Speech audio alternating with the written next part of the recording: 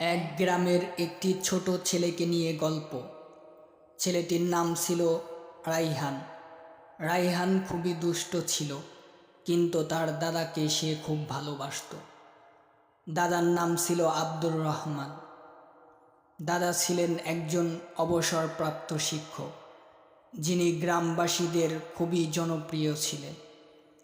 একদিন রাইহান জানতে পারে যে গ্রামের পাশে কিছু লোক চোর লুকিয়ে আছে।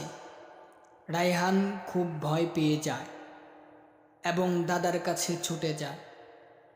দাদা তাকে শান্ত করেন এবং বলেন, ভয় পেও না, আল্লাহ আমাদের সাথে আছে।